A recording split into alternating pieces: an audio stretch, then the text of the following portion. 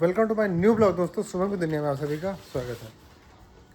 दोस्तों, तो आज हो चुकी है, डेट है 6 तारीख हो चुकी है और डेली से पेमेंट अभी मुझे कम मिला है। थोड़ा बहुत पेमेंट अभी होल्ड है। क्यों? क्योंकि वहाँ पे डेयरी चेंज हो गई है। दूध जो है कहीं और जाता है और नारायण डेयरी करके है, जिसमें 54 रुपये का रेट लगता है दूध का। पहले वाली डेयरी में लगता था 50 रुपये का, इसमें लग रहा है 54 रुपये के हिसाब से। और जो इस महीने का जो इनके प्रॉफिट है, मतलब कि अप्रैल का, मैं वो आज आपको बताऊंगा कि मैंने 4 गैस से अप्रैल में कितनी कमाई की है। सबसे पहले बात तो ये कर लें कि देखो, गर्मियों में दूध काफ़ी सारा कम हो चुका है इस हर महीने के अकॉर्डिंग, और भी और कम होगा। तो गर्मी अभी उतने तरीके से आई नहीं है, आ रही है। तो दूध कितना कम हुआ ये भी बताएंगे, कितना कमाया ये भी बताएंगे, या फिर लॉस में गए वो भी हम आपको बताएंगे। देखो, सबसे अच्छी बात तो एक ये बात हो गई कि अभी हम लोगों का जो दूध का जो रेट है, थोड़ा 19-20 1-2 रुपये और बढ़ जाएगा। और एक चीज़ हो सकता है कि मैं आप सबको बताना चाह रहा हूँ कि हो सके अभी का एक मिल्क से बात हुई है दूध वाले से, हो सकता है कि कल से सारा दूध सुबह का वो लेकर चला जाए। रेट ठीक ठाक लगा है, अच्छा रेट लगा है, जो आप लोग को भी अच्छा लगेगा सुनकर। 40 रुपये के, 40 रुपये में 40 से 45 रुपये। 45 मैंने बोला था, तो बोला 40 तक हम भाई कर देंगे। अब कल एक्चुअली कंफर्म रेट पता चल जाएगा कि क्या रेट में वो ले जाएगा। तो सुबह का सारा दूध वो लेके चला जाएगा, शाम को हमें सिर्फ डेयरी पे देने जाना पड़ेगा। देखो, डेयरी पे जाने से एक टाइम का ना जाने से मेरा तो देखो 1500 रुपये का सीधा सीधा फ़ायदा महीने का ये होगा कि मुझे वहाँ जाना नहीं पड़ेगा। मतलब मेरा जो तेल है वो बचेगा। दूसरी बात, समय की बचत होगी। सुबह जो मैं 1 घंटा एक लोग को लगता है वहाँ जाने पे, वो समय हम अपने डेयरी पर दे सकते हैं, या फिर बरसीन काटने पे कुछ में लगा सकते हैं, गाय को नहलाने धुलाने में। मतलब एक तरीके से काफ़ी समय बचेगा सुबह का। दूसरी चीज़ क्या है कि पेमेंट का इशू वहाँ पे थोड़ा ज़्यादा होता है डेयरी पे। वहाँ पे पेमेंट जो मुझे रोज़ मिल जाएगा, रोज़ जैसे दूध गया तो आज का हैंड टू हैंड पेमेंट, ये भी ठीक रहेगा। तो और अब बात करते हैं कि मैंने इस महीने का कलेक्शन कितना था। तो ये मार्च के वही अप्रैल के महीने का जो कलेक्शन था मेरे डेयरी पर, टोटल कलेक्शन मात्र था 43,436 रुपये। तो इस कलेक्शन में अब मैंने कितना प्रॉफिट कमाया, कितना क्या देखो, 43,456 रुपये में 22,000 रुपये की तो फीड आ गई थी। ठीक, अब 22,000 फीड आने के बाद मेरा लगभग वही बचता है 21,000 कुछ रुपए।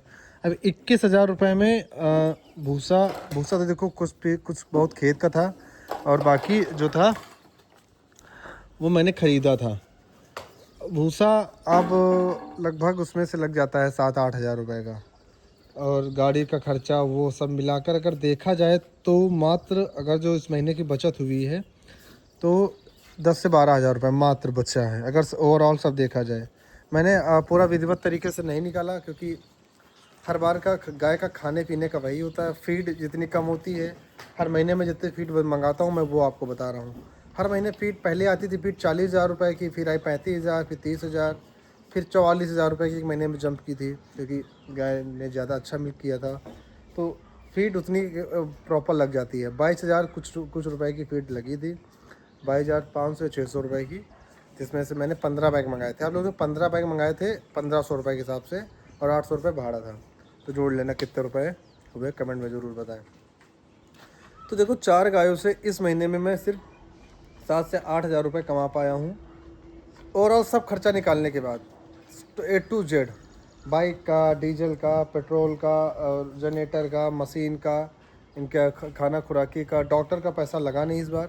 इस महीने में सिर्फ बछड़े पे लगे थे, लेकिन वो इस महीने में लगे, मई में, उसमें नहीं लगा अप्रैल में। तो ये एक प्रॉफिट रहा। और दूध कम ज़्यादा हो गया, रीज़न क्या था? इतना कम ना होता, रीज़न क्या था कि जो हरा चारा मेरे फार्म पर नहीं है। हरे चारे की मैंने उतनी अच्छी से व्यवस्था नहीं की थी, इस बार मैंने कर लिया है। अब हरा चारा तो मैंने बो दिया था, आप लोग को मैं दिखाऊं तो उधर लग चुका है वो, अरे हरा चारा जैसे हम क्या चरी, इधर लगेगा मक्का। मक्का के लिए भी थोड़ा वेट कर रहे हैं, खेत को सूखने दे रहे हैं, उसके बाद मक्का लगेगा बराबर होने के बाद। तो हरा चारा ना होने की वजह से मेरा इतना दूध का लॉस हुआ है। और एक चीज़ और है, ये फर्स्ट टाइम ज़्यादा दूध कम की है गाय मेरी जगह यहाँ पर आकर। क्यों? रीज़न उसके पीछे क्या है कि वहाँ की जलवायु जहाँ पहले थी और यहाँ की बहुत अंतर है। वहाँ मौसम इतनी तेज़ नहीं चेंज होता था जितनी तेज़ यहाँ चेंज हुआ। गर्मी आ गई जिसकी वजह से इनको ये अपने आप को ढाल नहीं पाई और दूध कम हो गया। अब अगली बार क्या होगा कि ये इतना दूध कम नहीं करेंगी, धीरे धीरे कम करेंगी और यहाँ के माहौल में ढल जाएंगी, तो ज़्यादा बढ़िया रहेगा और दूध उतना कम नहीं होगा। अभी कम हुआ है, जो मैंने रीज़न बताया यही है कि गाय फर्स्ट टाइम है भी इनका अभी पूरा सीज़न, जब ये पूरे 12 महीने चारों मौसम एक जगह गुजार लेंगी, उसके बाद इनकी एक्चुअली हर चीज़ पता चल जाएगी कि कब कैसे अपने आप को ढालना है और यहाँ का वेदर कैसा रहता है। तो इनको थोड़ा 1 साल पूरा प्रॉपर लगेगा गाय को हीट आने में, क्या करने में अभी मुझे नहीं पता चलता। जैसे इस गाय ने आज डिस्चार्ज डाला था थोड़ा, और पता नहीं वो काफ़ी गाढ़ा था, वो हीट का सिंबल नहीं है जो डिस्चार्ज ने डाला था। बाकी इन तीनों ने डिस्चार्ज नहीं डाला है काफ़ी समय से, मतलब है कि ये कंसीव कर चुकी हैं। अब इनकी जांच होगी तो पता चलेगा। बात करते हैं प्रॉफिट की। तो प्रॉफिट अगर जो आप भी डेयरी फार्मिंग कर रहे हैं तो मई जून जुलाई के महीने में प्रॉफिट क्या 19-20 बराबर रहता है, ना लॉस में जाओगे ना प्रॉफिट में जाओगे। और जब ये ड्राई होंगी तो भी लॉस में नहीं जाओगे। 2 महीने के लिए आपको दूध बंद होगा और बाकी अगर 8 महीने में आपने जो कमा के रखा होगा वही आपको देना है। ड्राई पीरियड में इनकी फीड भी कम हो जाती है, इसलिए प्रॉफिट और लॉस होने के चांस नहीं होते हैं। अभी जैसे ये फीड खा रही हैं कि 5 केजी 10 केजी खा रही है अकॉर्डिंग टू मिल्क 1/3। अब ड्राई पीरियड में ये इनको सिर्फ इनके लिए बॉडी के लिए 1.5 केजी फीड दी जाएगी और बाकी हरा चारा भूसा मिनरल मिक्सचर वो सब अलग है। तो फीड का जो है वो सिर्फ 1.5 केजी जाएगा हर इनकी बॉडी के लिए सिर्फ। कि इसके लिए जैसे 2 केजी, उसके लिए 1.5 केजी, इसके लिए 2 केजी, वैसे ही बॉडी के अनुसार, बॉडी वेट के अनुसार इनका जाएगा। इतना हैवी शरीर उतने हिसाब से बॉडी। तो ये हमारी जो इनकम है जो मैंने आपको बताई है, ऐसे रैंडमली बता दी है। और प्रॉपर अगर आप लोग चाहते हैं कि मैं स्टेप बाय स्टेप बताऊं सब कुछ तो उसका भी बता दूंगा शॉर्ट वीडियो में कि कितना कमाया है मैंने। अब 4 गायों से स्टार्टिंग में मैंने अब मैं आपको 5-6 महीने का बता दूं तो सबसे पहले में मैंने महीने में मैं 74,000 कुछ रुपए की सेल हुई थी। 74,000 रुपये में मैंने जो कमाए थे 45,000 रुपये। उसके बाद 55,000 रुपये कमाए नेक्स्ट मंथ में। उसके बाद मैंने कमाए